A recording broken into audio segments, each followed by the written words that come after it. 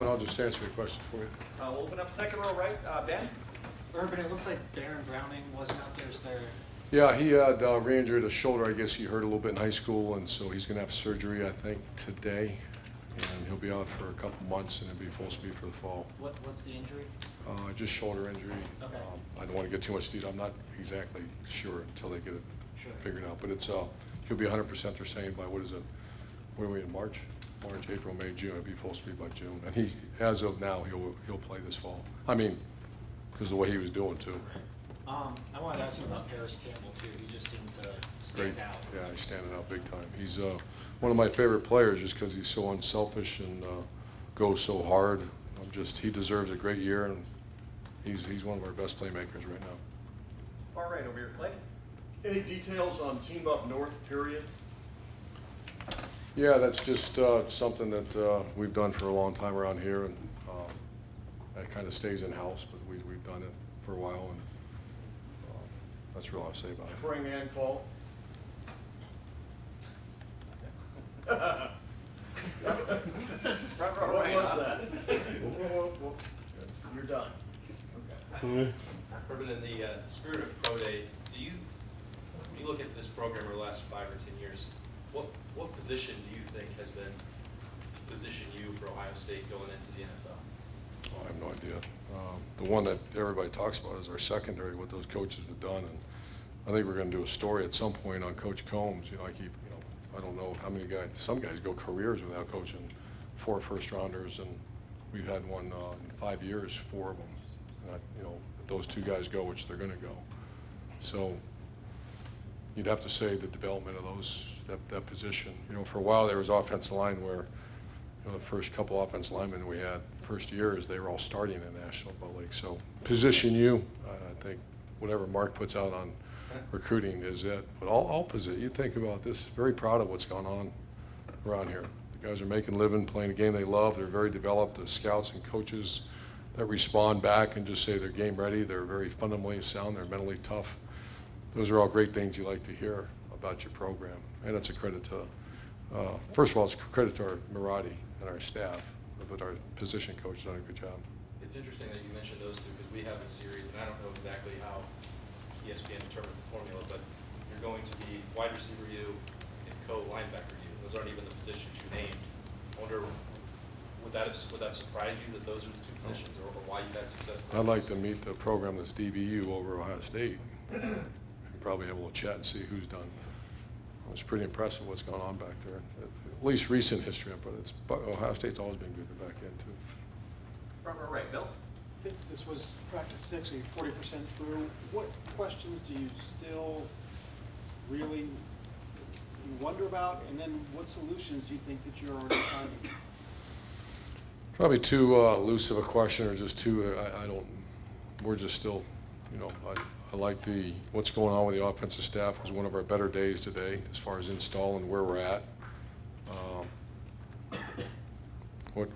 What questions do I have? Are there things that you wish were further along? Oh, yeah. I'd rather not, because that creates too much conversation out there because it's all part of spring practice. So overall, very pleased, which, I just like good attitudes, good efforts, and we'll fix all the other stuff. But the guys came out this morning, and great jump in their step, and it was really a good day today. One question about the running backs. Obviously, Mike Weber had a solid year as Big Ten Freshman of the Year, but didn't finish strong. What do you see in him so far, and the other running backs so far? Maturity, and I see him going to be pushed a little bit. J.K. Dobbins is past Antonio, and him and DeMario are battling for that backup spot right now. And the best thing that can happen is competition. We didn't have much last year at that position. Second row left. Ari? Urban, you guys have recruited the quarterback position very well since you've been here. At times, or at least it seems with some of the bigger name guys, you've had to get in early and kind of commit yourself as, that the only quarterback that they're taking, because you can only take one. My question is, if you have a commit that is the guy that you want at that position who decides that they want to take visits, how do you balance the continuation of that relationship, but also, is there a point in time where you have to say, hey, we're going to start recruiting other quarterbacks if you're taking visits? Yeah, it's real sensitive because that's that one position that you take one.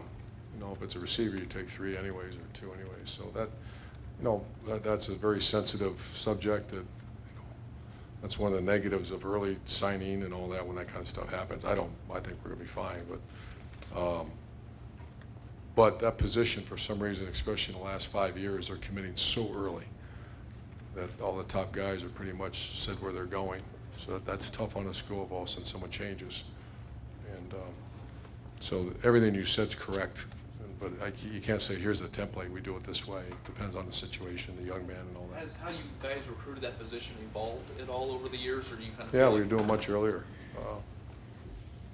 You know, much earlier when I first got here, I tried to get 2 quarterbacks to come to camp so I could at least see them throw one time. And they committed elsewhere right off the spot. I mean, right out of the get-go. And we got JT, so it worked out okay, but we're just much earlier than it's ever been. I'd love to see quarterbacks play their senior year and go recruit them. Those days are so far gone because they're committing so early now. Way back left, Matt? At this stage, your early enrollees, what, 10 of them, do they look like? Maybe our freshman best year? group, What- maybe our best group that we've had come in. The last 2 years are, well, by the way, Ken Sheffield had a stray off already, and that's how hard he's going. I know he's not really a true freshman. He's been around the JC and all that. But but this is a very mature group. Love this group. And 16 was very similar, where you just had guys, you know, they're all good students. They're all just taking care of their business, and they're progressing at a very rapid. And a lot of those guys are going to play. Far left, Lori? Coach, all those number of changes that you made, the little ones, I know to offices and which end of the field you're practicing on, are you seeing the payoff to that? Oh, not yet. That's a big picture evaluation at some point. I know we'll see production change. That's facts, but let's just freshen things up a little bit. And the alignment of the staff, you alluded to it earlier. It Really good. sounds like it's really good. What's made that so smooth?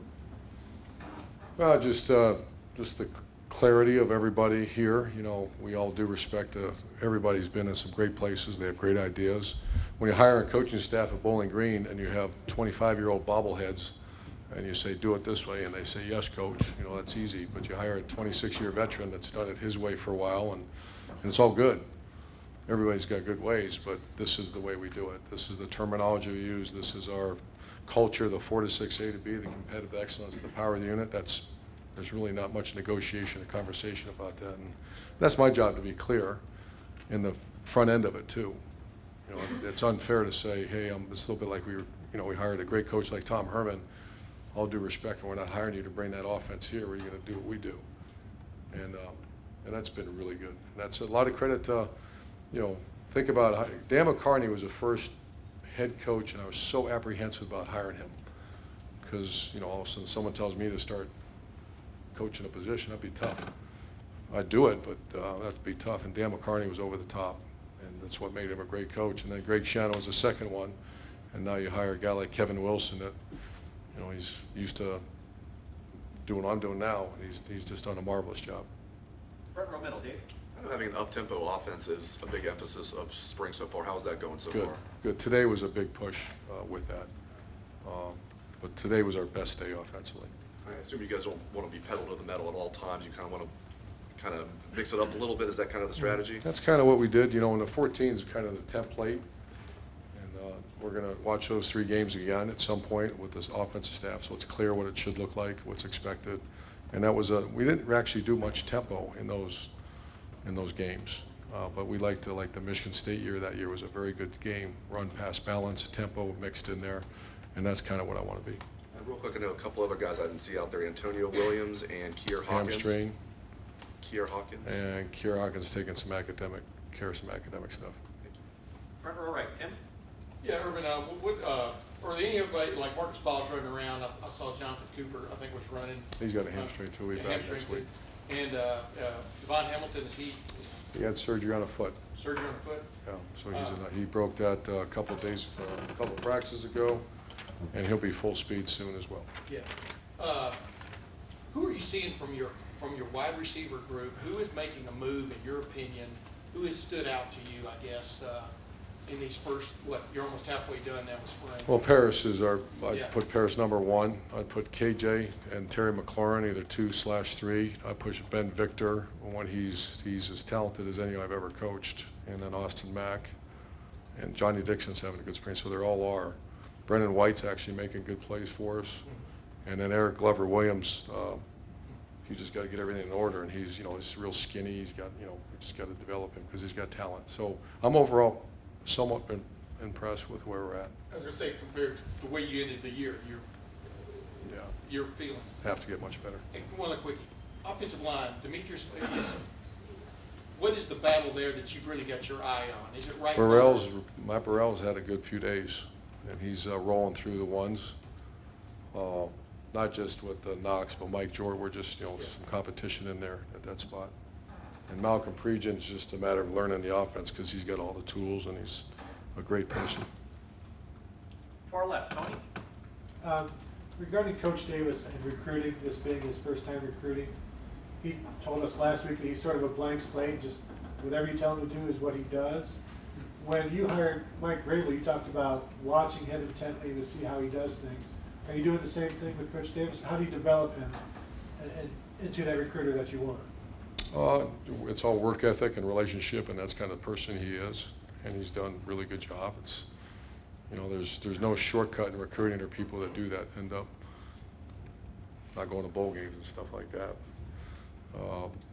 It's all work ethic and relationship, and he's been great at both so far. But it's the bottom line, you gotta go get the guys, and we're still in the process of some guys, so. How much of a concern is that when he hasn't recruited before, but you know this is the guy you want? Well, it's always a concern, but there's not a chance that I don't know him and know what kind of work ethic there is. It's outstanding work ethic. He's actually with, the unit leader in his group is Greg Schiano, as good a recruiter as there is in the country. And you got Kerry Combs in there, and you got Larry Johnson, so it's going pretty well. And the last couple questions, second row middle, Tim. Urban, you got a lot of production last year of the H with Curtis. It's obviously one of your positions that you love. Just who are you looking at now to kind of fill in there? We moved Paris inside for a little bit, and he's dynamic. He was a running back in high school, big dude that can run and catch, and he's that guy right now. But KJ Hill's, I'm not sure KJ Hill's not one of our top 3 receivers, so we're still playing around who's going to play where. But that's a huge position for us. Going off Ben's question, Paris seems like he's kind of got that skill set. Was that something you had in mind when you immediately after you lost Curtis that you were gonna? Yeah, we've kind of, he's just got all those skill sets. And last question, back row, Jared. Urban, you mentioned linebackers a moment ago. Obviously, you have a really good situation at linebacker, but looking at Justin Hilliard today, getting out there, kind of trying to work his way back. When he gets right, can he be a factor in that group? Yeah, we didn't know that. He had a very, he strained it again a little bit the other day, but he's fine. So we just slowed him down for a couple of days. I think he was in orange shirt today. So just no contact, but he, that's good to see. Coach Davis had a blank slate with him. We all have no idea what he can do. He's been hurt for, I believe, 2 years now, and it's time. And he's been very impressive the first few days. He'll be in the mix. Great. Coach,